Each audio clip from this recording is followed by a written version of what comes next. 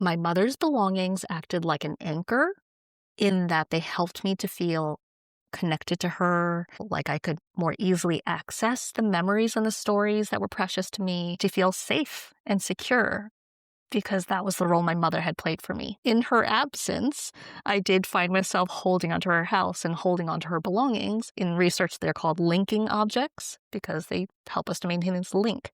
And an anchor can keep you stuck. You just lost your loved one. Now what? Welcome to the Grief and Life podcast, where we explore this new reality through grief-colored lenses. Openly, authentically, I'm your host, Nina Rodriguez. Let's get started. Imagine this. You're standing in front of everything that your person owned, a lifetime of objects, stories, memories, and you're told that you can only choose 10. Which 10 items would you choose? And how would you decide what represents them or you or your relationship or your loss? For so many grievers, this feels like an impossible task to face after the loss of your loved one. But for today's guest, it is a sacred practice. Charlene Lam is a grief coach, curator, and speaker who helps people engage with the belongings and symbols that hold meaning after loss. After her mother, Marilyn, died in 2013 unexpectedly, Charlene developed the 10 object method and later created the Grief Gallery. She's also the author of Curating Grief and a TEDx speaker whose talks have touched so many, including myself. She is one of my favorite people in the grief space. Charlene, welcome to the Grief and Life podcast. I'm so excited to be on your show and chatting with you, and I just love the way that you describe my work. And I'm so excited to dive in. Absolutely. Thank you. It's an honor. And the more I dive into your work, the more I'm inspired. And I have a curiosity that's growing within about the way that we curate our life with the people that we've lost, but also our life as it's evolving.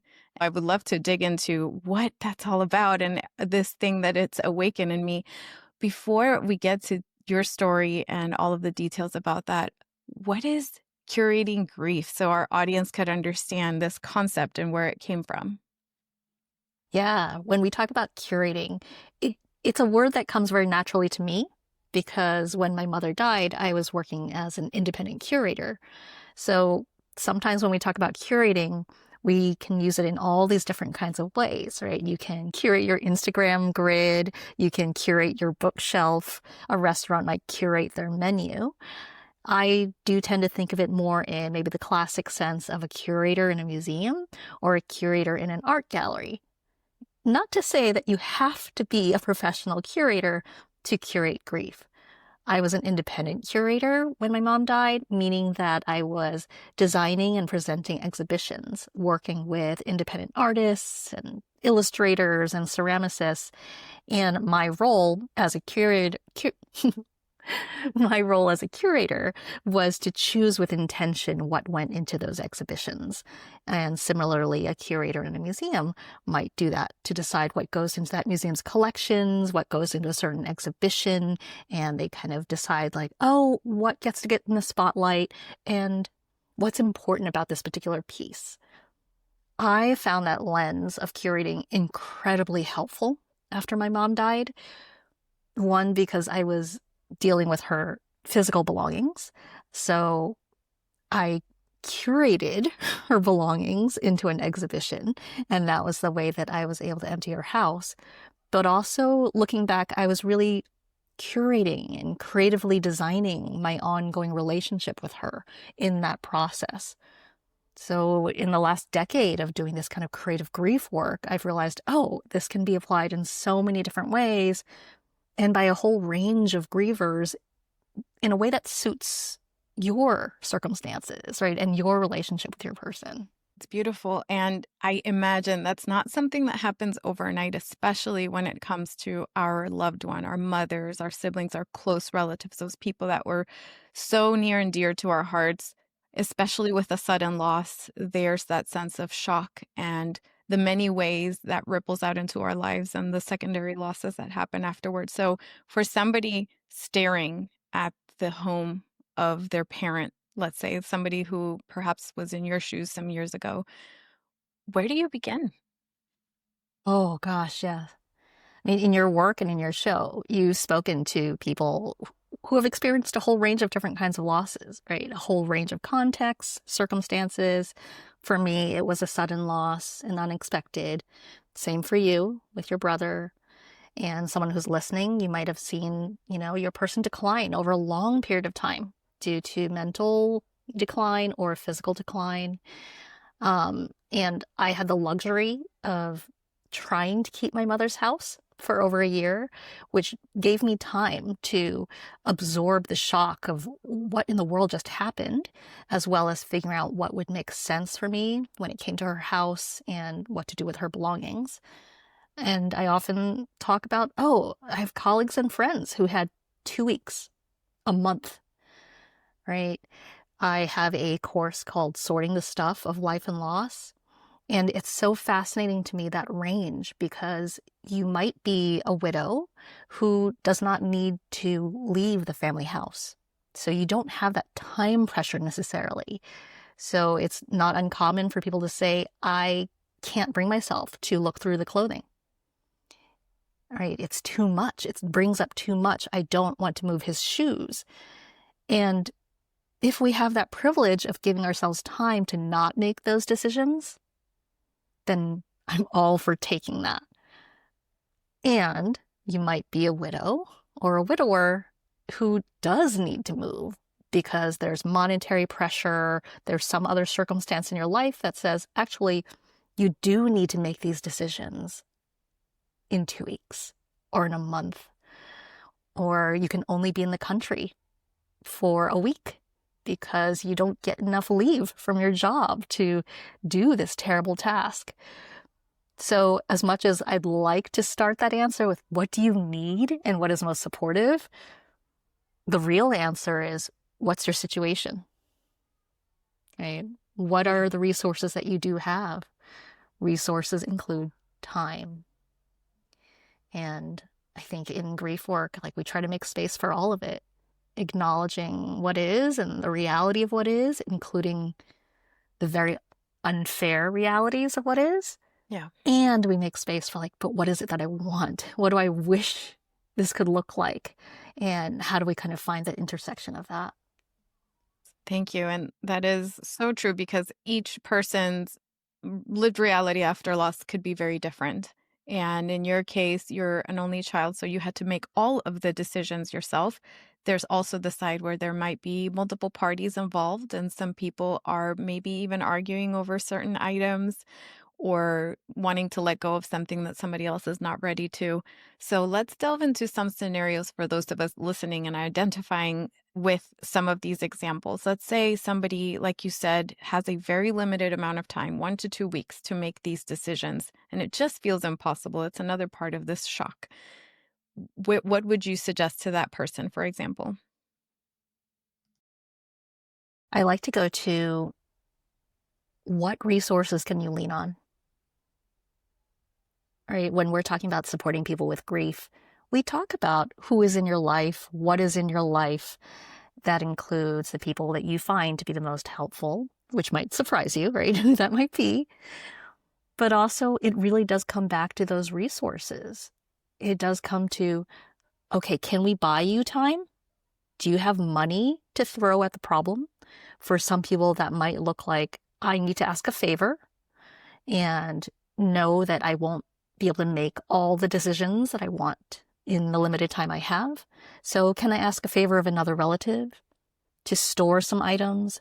Because I would say, even depending on the kind of relationship that you had, you will inevitably come across things that feel like emotional landmines, that feel like, I don't know if I can really bring myself to look for this box right now. If we can buy ourselves time to soften this very difficult task, I really, really advocate for that. Not all of us have family, not all of us have money to throw at a storage unit, but if you can, I highly recommend it. I often talk about how, I kept a storage unit for a really long time after I sold my mom's house, and I felt a lot of shame about it. And I absolutely understand why I needed to do that. for my mental health and for my emotional health. So there's that aspect of things. And if you're in situations where you don't have those privileges, where you don't have those options, I would also extend that you can still curate grief, right? My approach started because I had too much stuff. I had too many decisions. And what you might be experiencing is I didn't have enough time. I didn't get to keep anything. Or maybe I didn't have access. I couldn't afford to keep a storage unit. My view of it is we can still curate grief. Curating grief is a process that can look at the belongings, but we also look at meaningful objects, because while we acknowledge that, of course, we might feel attached to those belongings, we're really acknowledging why we feel attached. What are the meanings that make that a meaningful object? So as long as we have meanings and stories and memories to work with and explore, you can absolutely curate grief. So does that make sense, Nina? Absolutely. I'm so inspired by that because there's so many elements, and yet you've extended so much grace throughout the entire process, even for somebody with significant constraints. And I hear that if you can and are able to store some of these things so you don't have to make an immediate decision, then go ahead and do that. It's not necessarily a yes or no. It's a, hey, not now, if it's at all possible. And that is incredibly helpful. We still have, for example, some of my brother's things in my grandma's house exactly where he left them over 6 years later. And I trust that at some point we may or may not be ready to release those. But right now it's a, hey, we're not ready to touch that quite yet. And that's just the way that it's played out for my parents, for myself, and for the way that our family has navigated through grief, for example. The other side of that, for example, the years that it took to make those decisions, what would you say to somebody who's maybe concerned that they're hanging on to objects for too long? Is there such a thing? And what would you say to that person? It's such a common problem and concern. And if someone is worrying about whether it's healthy or not to hold on to something, I often like to start with, where's the question coming from? Is it from someone who's external, right? Is it a concerned family member or a friend or just a busybody who says, well, it's been a month, you really should donate all his clothes, right? Or is it something that's coming in up for you personally and you're questioning? It's so important, I think, as grieving people to consider what's the, using museum speak, the provenance. Like, what is the origin of the kind of questions and the doubts that we have about ourselves? Because we hear so much of it from all these different sources, including media, right? You might be hearing my story and thinking, oh my God, I need to create something. I need to create something beautiful. Do I need to create an exhibition? And it's like, okay, back up. Do you want to? Do you feel ready to? I did not present my first exhibition about my mother until 2.5 years after she died. So it wasn't like I was pushing myself to do that. When I first thought about doing an exhibition about my mother, it was really just imaginary. It was an imaginary exercise that was helpful for me to do what I needed, right? And notice I said helpful, because I'm a grief coach. I'm not a medical professional. I'm not diagnosing anyone. So rather than thinking about it as healthy or unhealthy, I tend to think about it in terms of helpful or unhelpful. Yes. And yeah, I'd love to think about it in terms of anchors. So if you're wondering about this for yourself, right, that my mother's belongings acted like an anchor in that they helped me to feel connected to her. They helped me to feel like I could more easily access the memories and the stories that were precious to me. They helped me to feel safe and secure because that was the role my mother had played for me. So in her absence, I did find myself holding onto her house and holding onto her belongings, which I think is a very common experience for a lot of grievers. Right? In research, they're called linking objects because they help us to maintain this link. And an anchor can keep you stuck. It can go from helping you to stay in one place and feeling safe, to stuck and like not moving forward in your own life. And I like to offer people that idea of an anchor to think about for yourself, like what kind of anchor this is for me. And Nina, I know that you're really into continuing bonds yourself. So when I decided to do this work for other people and with other people, and when I was doing research for my book, I asked grief researchers and like therapists and clinicians, what is the research that connects to this? And What's Your Grief is an incredible grief platform. And one of their co-founders told me, well, continuing bonds theory actually probably has the most research about this, about how continuing bonds, that idea that we can stay connected to our people, they are the most healthy when they are dynamic, when they are changing, when they are evolving and living bonds, rather than something that's static and unchanging and really just in the past. And I think of it that way with our belongings as well, and the meaningful objects that we have, right? Is this something that we are keeping like a museum that can never be touched, that you don't even get to interact with and engage with? Or is it something that can evolve with you? So I can talk about this stuff forever. Oh, same. No, and thank you for touching on continuing bonds, because when I discovered, quote unquote, discovered for myself the concept of continuing bonds, I said, oh my gosh, this is the answer to grief. This is the thing that I need to be able to keep moving forward. For me, it has been. And also, which I loved that you touched on the topic of the anchor on both sides. It could be something that grounds you, that makes you feel tied to your person. And also it could be something that keeps you stuck. Ultimately, you decide, and it's for us to do that internal search for meaning to see if it's something that is keeping us stuck. And also, I imagine it's also a continuum. Like maybe initially it grounds us, it ties us, it connects us in a beautiful way. And then at one point it becomes something we release or we give away in some way or shape or form. But for continuing bonds, likewise, there's this other side where not everybody benefits from this concept. So when we talk about curating or anchors or continuing bonds, it goes back to your earlier point about, is it helpful to you?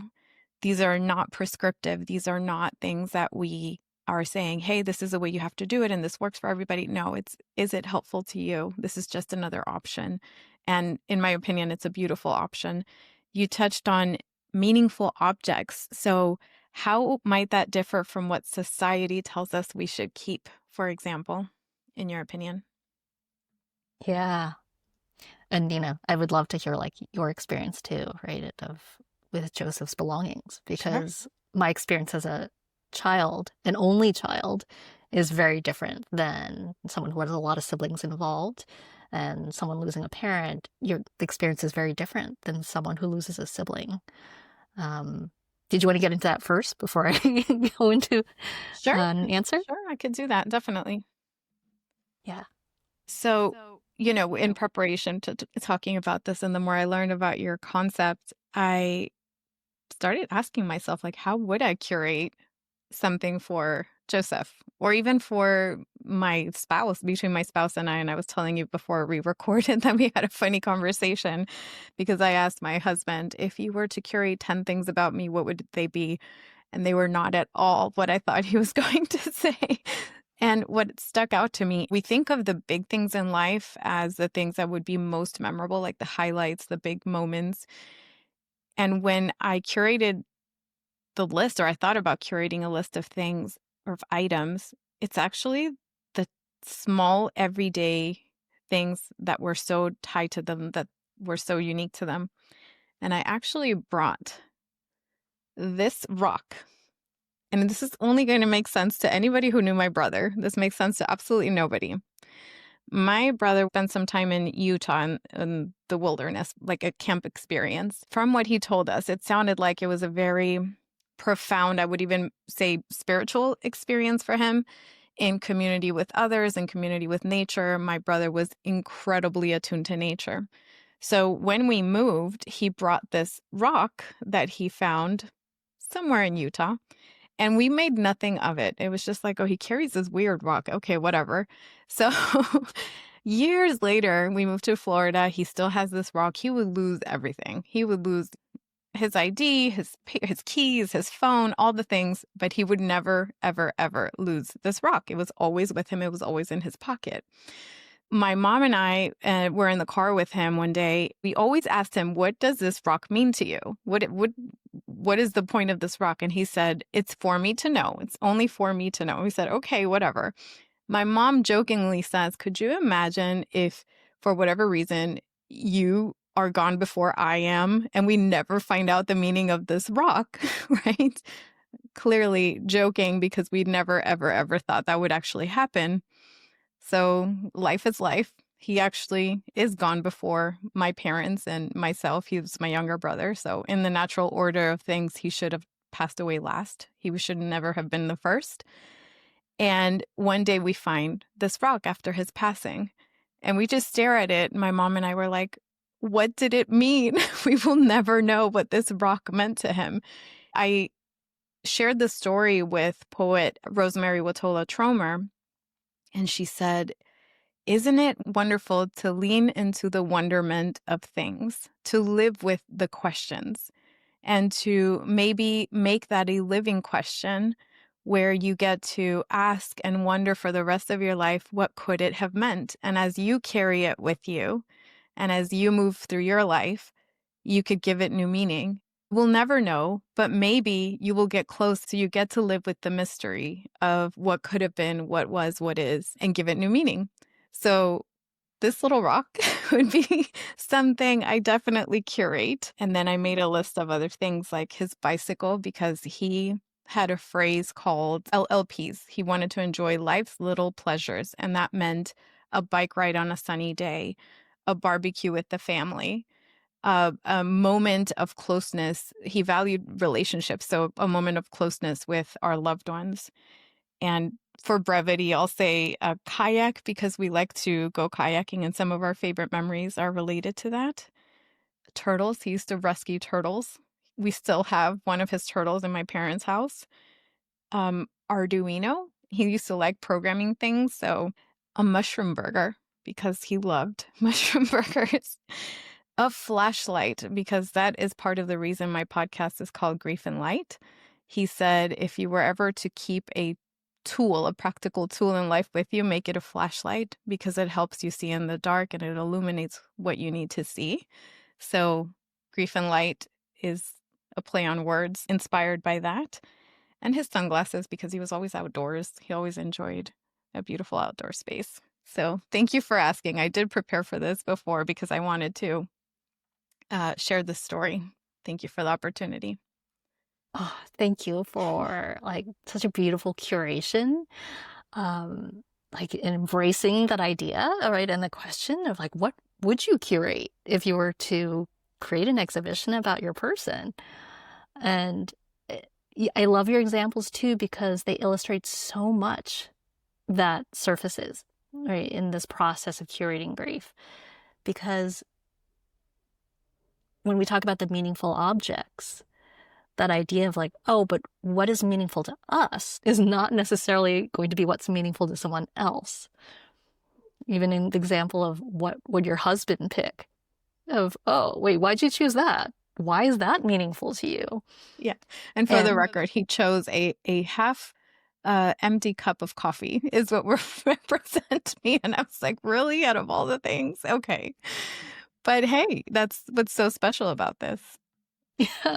If we were to go to Nina's husband's exhibition about her, we would wander into the space and there'd be like a white display pedestal and there'd be this half-empty cup of coffee in like her mug. Right. And unless there was a label from her husband that explained why he chose that, we wouldn't know. We'd be bringing our own interpretations into that. And I think that's the fascinating thing about this aspect of curating. The things that we've chosen for Joseph, right? It's like the rock, which, by the way, that is not a small rock, in my opinion. That is not a pebble. That is a sizable rock. It is sizable, and we still don't know what it means, but it's still with us. So, It is. yeah. So it's like someone else might look at that and think it's just a rock, Yeah. right? Or it's just a pair of sunglasses.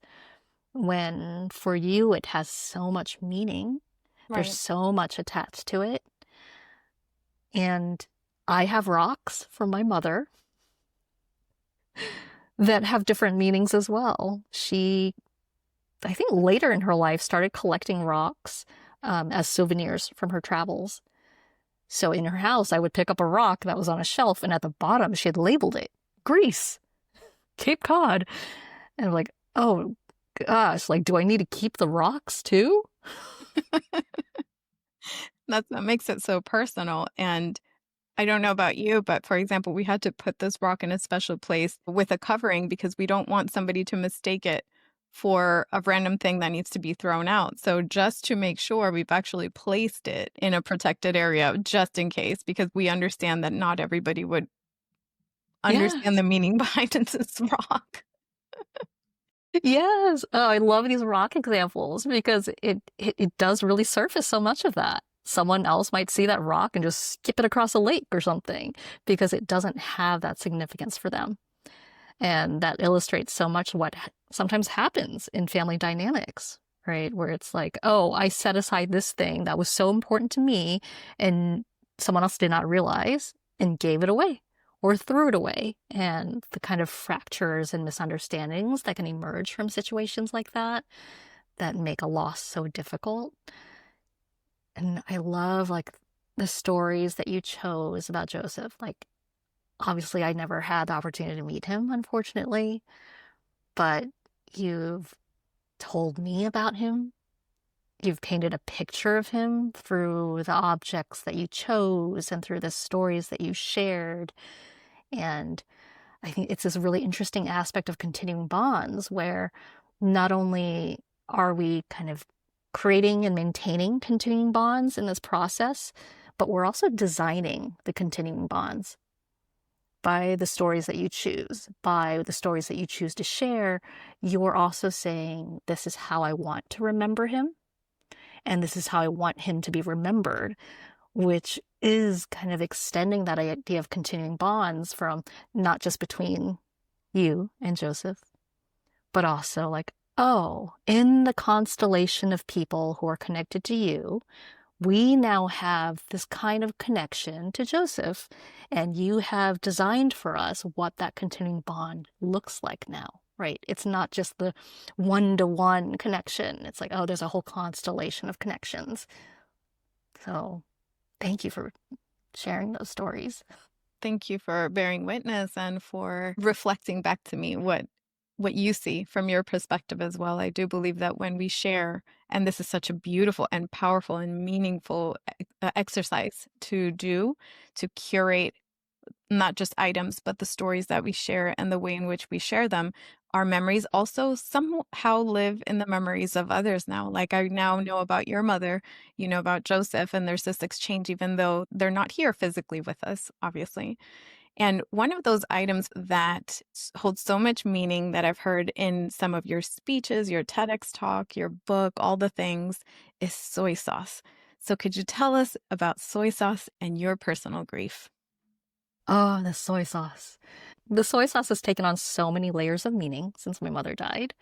It is on the cover of my book. I was like, I need soy sauce on the cover of my book. The book for is those watching on YouTube, she's showing the book. It's called Curating Grief, and I will link it in the show notes if you would like to read it. Yeah. It's soy sauce, and it's on like a white box that kind of represents like that white display pedestal that you might see in an art gallery or in a museum. And the subtitle is A Creative Guide to Choosing What to Keep After a Loved One Dies. And a side note, like that includes what do we keep of the physical stuff, but also what do we keep of the emotional stuff, of the memories and the stories. But it really does represent that idea of like, we get to choose what is important. Other people might not think to put a bottle of soy sauce on display in their curation about an exhibition about their person. But for me, the soy sauce has represented so many things. Initially, the soy sauce represented that incredible difficulty that I had in choosing what to keep of my mother's, and how hard it was for me to let go of some things that seemed like they should be easy to let go of. So things like rocks, where I Right. was really worried, do I need to bring all these rocks back to London with me? I mean, I'm already worried about how heavy my suitcase is going to be, and now I'm going to pack rocks in it. How do I explain Whole that? collection. And like my husband's gonna be really, really confused. But the soy sauce really represents me standing in my mother's kitchen, right? More than a year after she died. And I tried multiple times to throw out that soy sauce. But every time I looked at it, it was just like, oh my God, like, how did this soy sauce outlast my mother? This bottle of soy sauce might still have her fingerprints on it. But also, this soy sauce represents, what a good cook she was. It represents, oh, like, I regret not learning how to cook for my mother because she was an amazing cook. She loved feeding people. And at the time, I was not an amazing cook. I really did not learn a lot of these Chinese recipes from her. So there was guilt about that, and then feeling like, oh, I'm sure, other family members think I'm a bad daughter because I didn't learn how to do this. I didn't help out my mother more. And I think there was also the level of a slight panic. If I can't throw out a bottle of soy sauce, there are thousands of items in this house. I'm in trouble, right? How do I make these choices? So soy sauce represents that difficulty that I had, and the conundrum that really started all of my grief work, of that question of like, how do we choose what to keep? And what do I do with this now? And I think often, we talk about grief awareness, which is great. We can be aware of a lot of things. And then we still have this aspect of deciding, and what do I do with this now? And then the meaning of soy sauce has evolved over time. In the 12 years since my mother died, now it represents, yes, like how caring and generous she was, how brilliant she was. It represents a connection to my heritage. Now I think about, oh, she would be so proud that I learned how to cook during the height of COVID because we had to. And I'm a much better cook now. Right. And I can hear her saying, like, I'm so proud of you. And then it also now connects me to other people. People are like, oh, I think of your mother when I have soy sauce. I'm going to eat some dumplings in honor of your mom. And last year, I was in Los Angeles for some end-of-life conferences and events. And it was amazing because that's also where I launched my book. And one of the people that I met there, she sent me this. I am holding up to the camera. That's adorable. Yes. If you're listening to the audio, it is like a little, kind of like a little toy figure that is a bottle of Kikkoman soy sauce, right? That iconic shape with the red top. But it has a face. It has a smiling face. It has feet. It is carrying a bowl of food, and it has chopsticks in its hands. It is super, super cute. Because I talked about the soy sauce so much, people started associating soy sauce with my story and with my mother. And what's more, this woman, when I met her, she'd come all the way from Alaska to attend this conference in Los Angeles. And she was helping to care for her brother who was dying. And they read my book together. And he suggested that she send me this toy, soy sauce. And she did. Sent it all the way from Alaska to my mailbox in New York, because don't send stuff to Portugal. It's a whole drama thing. But it now lives on the shelf that I have for my mother's things. Wow. Right? So many layers of meaning, Wow. so many different kinds of connection. And I'm just so touched that her brother was thinking of me in his last days. And it was something that they could do together that had meaning for them. And now I feel like, oh, my mother also has a connection with her and with her brother. And what if we're all connected in those ways? I'm not really that woo, by the way, but I do love that idea of like, oh, these kind of beautiful interpretations and layers of meaning. So, That is yeah. a beautiful story. And thank you for sharing. And see, now we're remembering this person and her brother and that point of connection. I'll embrace the woo for you. And I will say that I want to believe that in some way we are connected. I want to believe that even if they're not physically here, there's a reason why this story is being shared now in relation to this item, in relation to these siblings, in relation to your mother, in relation to your story. There's a thread that ties it all together. I'll let the mystery be the mystery, but I do appreciate how over time they take on new meaning, new connections, and here we are talking about it in that way. I absolutely love that. Can you curate places? I saw recently on your Instagram, for example, that you went to Rome and Yeah. curated moments of connection. So can we curate places as well? Oh, absolutely. Right. When we talk about loss and we talk about grief, often there's the assumption that we're talking about a death related loss. But of course, there are a whole range of losses that we experience as human beings. And you and I in our work, we talk about this a lot, right? You can grieve the loss of a place, whether it was a move that you chose or that you didn't have a choice about. You can grieve the loss of a job, of a previous version of yourself or a vision of yourself. Maybe you had a life-changing diagnosis. You can grieve the loss of a pet. You can grieve the loss of a plan. There's so much that we can grieve, and you can absolutely curate grief with all of it. Because I think, one, thank you for embracing the woo. I mean, I've You're definitely very welcome. I mean, I find the woo helpful. I think that's the thing, right? I'm like, I'm agnostic. You decide what's helpful for you. I did not grow up religious, but I would say, am I spiritual? Yeah, probably. I lived in Northern California for a long time. So I'm like New York and then Northern California combined. Right. And certainly doing this work has made me more open to mystery. Yeah. You know, when I see the number 39, I'm like, that's my mom.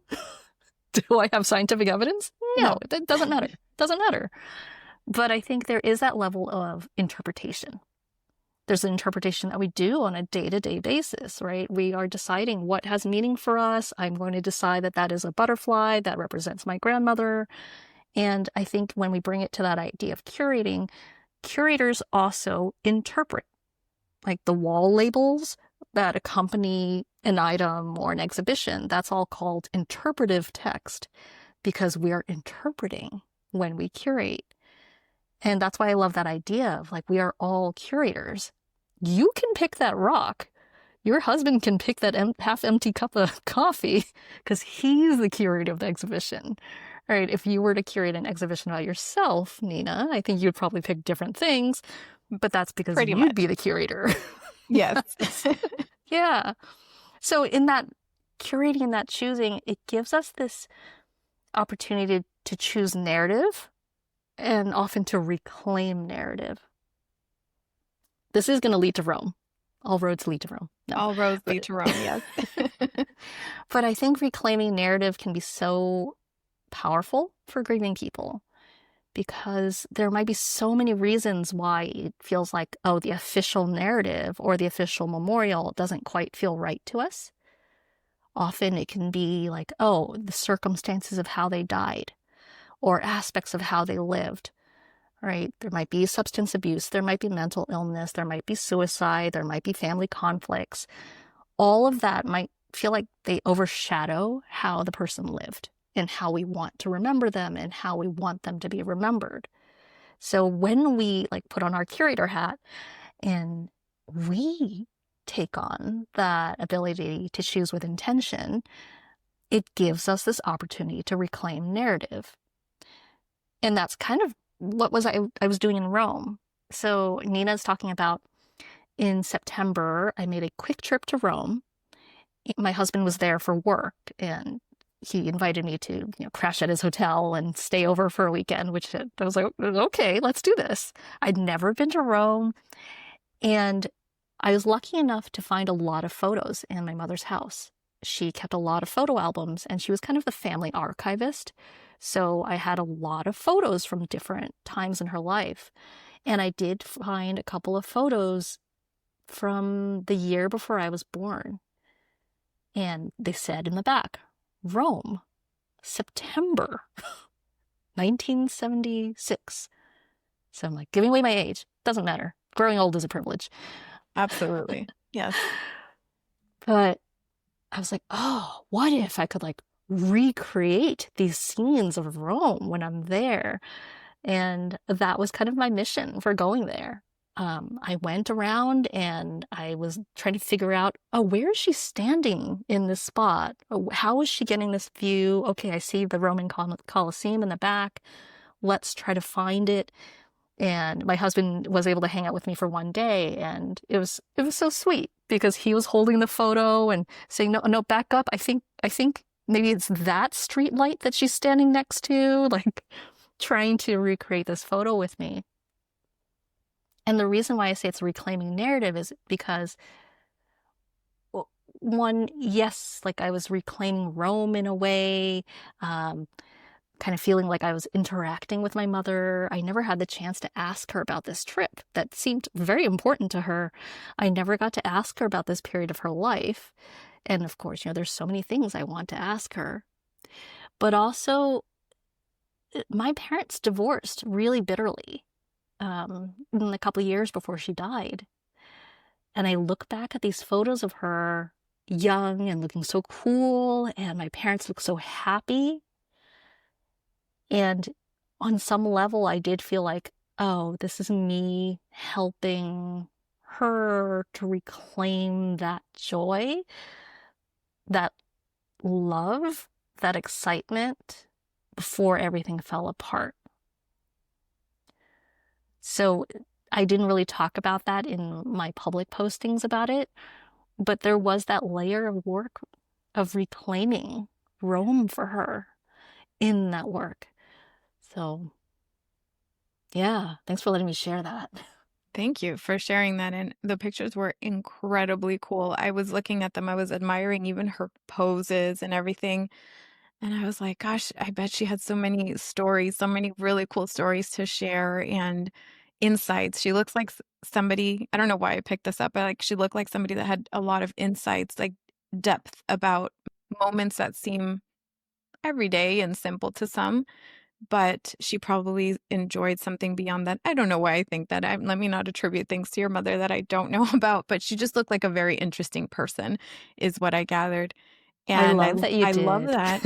I love that point of connection of being able to stand where she once stood across time and space, and the concept of reclaiming the story. I've heard you say in other conversations that the funeral, and I found this too, the funeral is so transactional. It feels like, funerals in general here in the US at least are so transactional. There's you do this and you do that and you pay us this and that's it. That's the end point to this person's life.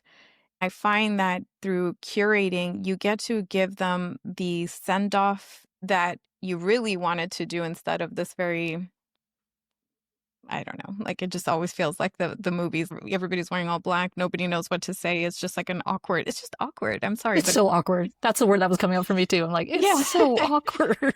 I heard you say that and I'm like, yes, they're very awkward. To this meaningful send off and also reclaiming of their story, especially if you've experienced, like I did, a stigmatized loss, because that overshadows how we grieve and the stories we tell. And so reclaiming the stories is an incredibly powerful exercise and important part of processing grief, in my opinion. And what was your relationship with grief, if any, prior? And how does that relate to culture? Yeah. Oh, it's an excellent question. I just want to say, like, I love that you shared your interpretation. Oh, because that's what happens. Right? If you go to an exhibition in an art gallery, there's the curator or the artist's intent. And then when you come in, you bring in your own interpretations. Yeah. And I find that that's why I love that metaphor of exhibition. And like I host a free monthly grief gathering for the Grief Gallery, which is the name of my creative platform. But it's also that idea that we gather in a gallery setting of that's just virtual. We imagine gathering a gallery because I think somehow it gives us that permission to see things from different angles and to acknowledge, oh yes, of course, someone else is going to see what I picked in a totally different way than I might. And maybe I agree with their interpretation and maybe I don't, but that's the whole point of it. We all get to interpret differently. My mom would love that you have that view of her. She really did look so cool in those photos. It's like sunglasses and like the jeans. And I think that's, yeah. I mean, there's a reason she picked those photos, right? That's also her curation. She liked those photos of herself enough to put in an album and then kept those albums for decades. Mm-hmm. So I love that that's also her curation. And I love that you named I think what you kind of said about with Joseph too, that my mom was very good at kind of savoring and noticing life's little pleasures. The details, and I'd like to think that I also get that from her, right? That I'm like, I want to savor the little details and life's little pleasures. My mom was really good at that. So, yeah. I already forgot the question. That comes through. And I thank you for embracing my perspective, because sometimes I'm like, oh my gosh, maybe they don't want to be perceived in this way. But she just looked like such a cool, interesting person that I would love to like sit and have tea with, or coffee, and an evening of stories. And same with yourself. I do believe that that is something that you've embodied through everything you do, from curation to storytelling to all the speeches and everything. I wanted to touch on the cultural aspects of your relationship to grief prior to the loss of your mother. I've heard you mention how it wasn't necessarily something that was embraced. So how did you get from a cultural understanding of we don't talk about this to, hey, I'm literally grieving out loud to the world in social media and openly and authentically? Oh, yeah. Oh, for sure. So I'm Chinese American. My mother moved to New York City when she was 15 from Hong Kong with her immediate family. And I would say what allowed me to do this, there's so much that I can credit my mother for, right? And I feel like every year that I do this, I realize this more. Where when I think about, wait, why museums and art? Oh, because my mother loved museums and art, right? She loved visiting museums on all our travels. So I have all these childhood photos of of our family engaging with art, thinking about it. Oh, my mom really encouraged make-believe. Like as an only child, I spent a lot of time in my head and kind of making up stories. She encouraged reading. So, it was natural for me to make believe that I was a curator in a playful way that was helpful for me. And I think with grief and engaging with it. So when I grew up, the view of grief and talking about death and dying was more traditional, where certain Chinese cultures, and I think for most Chinese Americans, I won't speak for all of them, my family wasn't actually that traditional in a lot of ways, but that thing of not talking about unhappy things, not talking about death, not talking about dying was certainly in place. The funerals that I remember, my grandmother, they took place in Chinatown, but there were also Western aspects of it.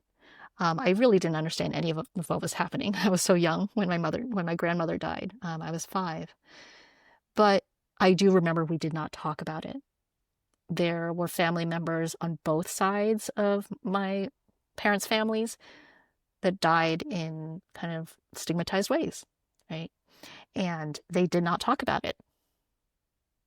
So that's what I grew up with. But my mother had her own evolution. She went from don't joke about that, we don't talk about that, to becoming a marriage and family therapist, like as a 3rd or 4th career, and training to be a social worker. And she was working with Asian immigrant populations in New York, specializing in getting people to think about putting together their paperwork, advanced directives, like healthcare directives, but also thinking about estate planning. And she would give presentations where she would try to translate things into Chinese. And I still have printouts of her slides about grief. She was presenting about grief to older Asian immigrant populations, and I cannot even imagine what kind of resistance she must have encountered. And I encountered that myself. Yes, she had that evolution, but certainly my other family members didn't. My mother died around Chinese New Year, the Lunar New Year, and I was told, don't talk about it with the neighbors. It's considered unlucky. And that is unfortunately not an uncommon experience for people who lose family members around the Lunar New Year, that it might be considered unlucky to talk about it. And you yourself might be considered unlucky, which, if we kind of think about it from that aspect of what we know about needing community support and to be witnessed after a loss, how isolating that might be for so many people. So I've experienced both sides of it, where I understand why my other family members responded in that way. And I appreciate my mother so much for having had that evolution herself. So that's why I feel like I have her permission to talk about her and to share about her, because it is in service of helping other people, which she was so passionate about. And it was interesting because even in the first year or two, where my aunt said something about how, well, your mother was a very private person. And I don't even remember what the context was for that. But I also know that in my mother's house, I found her notes for writing a book about our family, about the women in her family, going into these difficult topics, right? Generational trauma, depression, all the history. And I think it's like when we pull it back that perspective and say, oh yes, of course, my aunt's curation, my aunt's understanding of who my mom was different than what I see.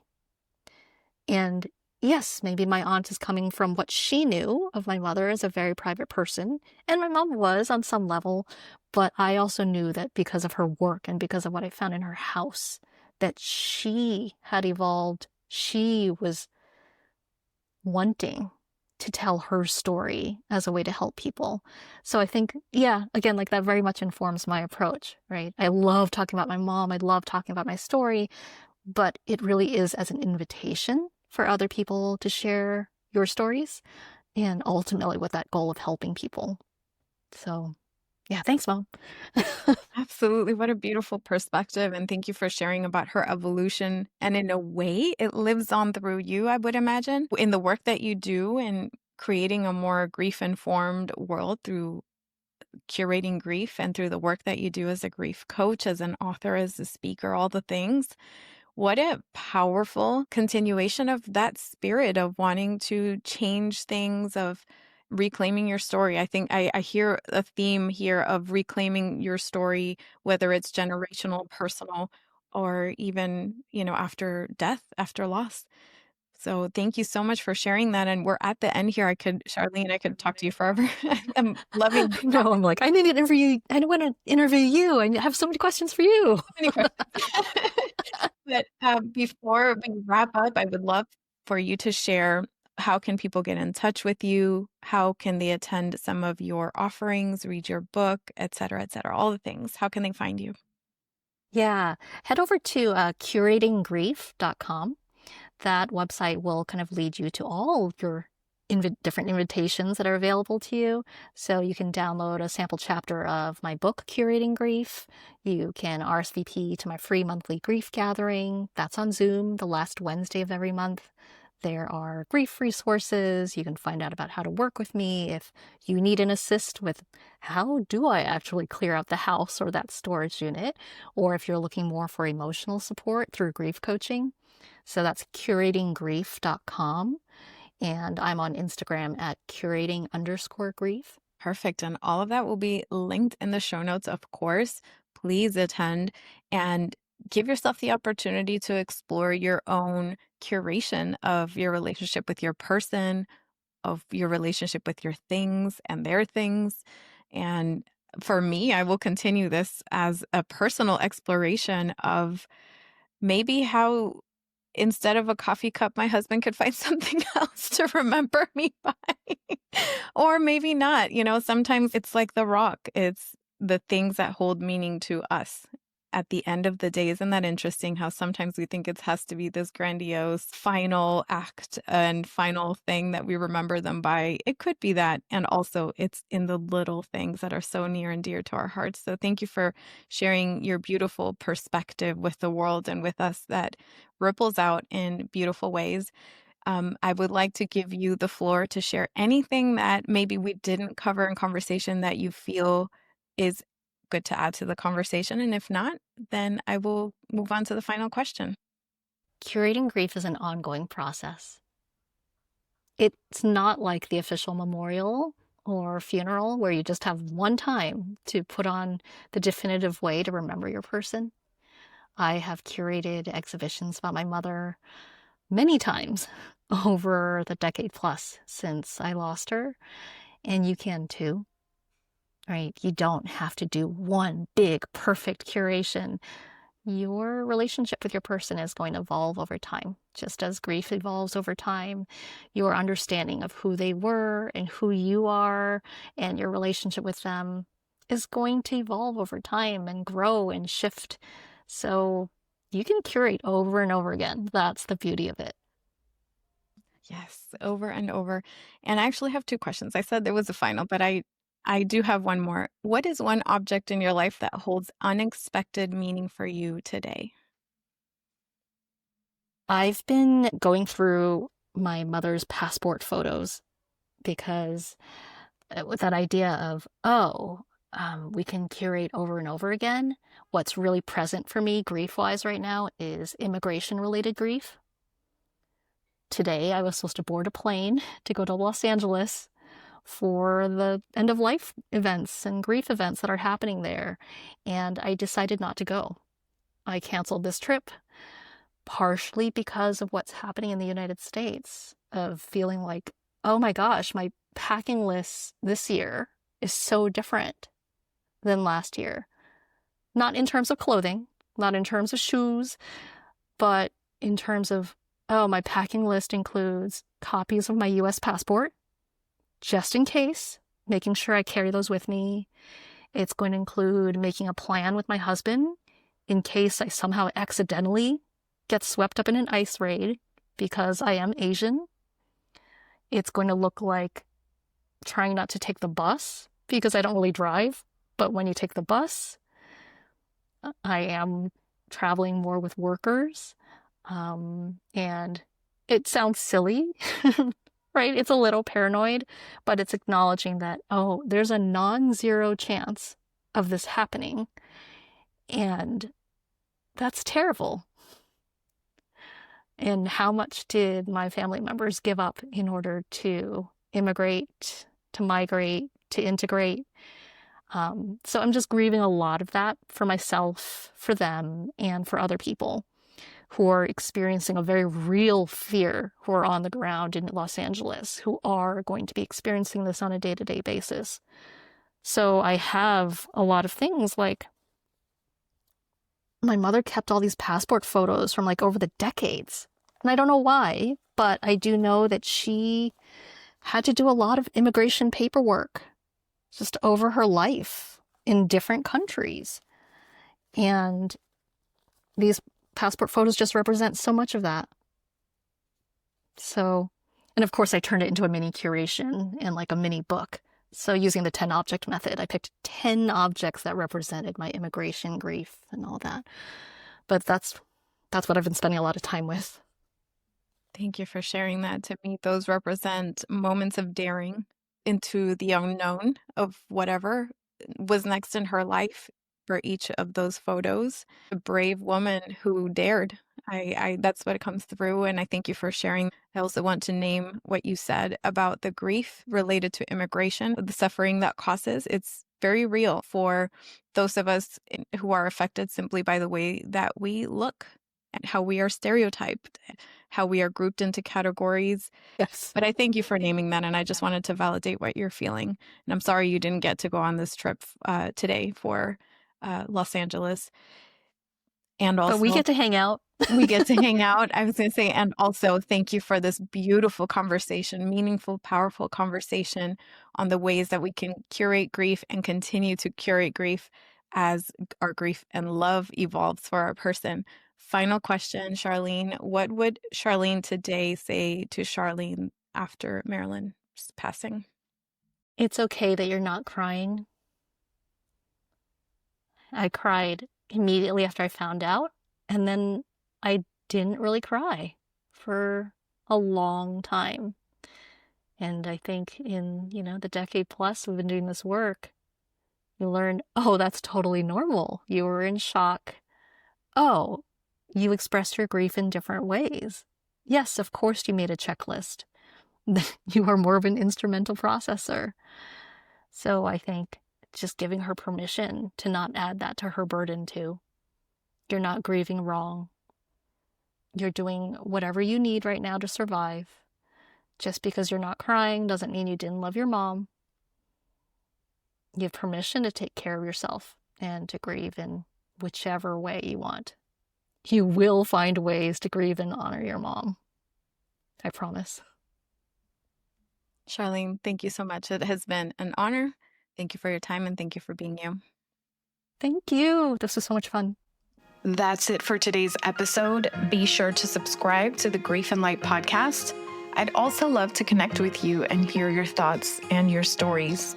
Feel free to share them with me via my Instagram page at Grief and Light, or you can also visit griefandlight.com for more information and updates. Thank you so much for being here, for being you, and always remember, you are not alone.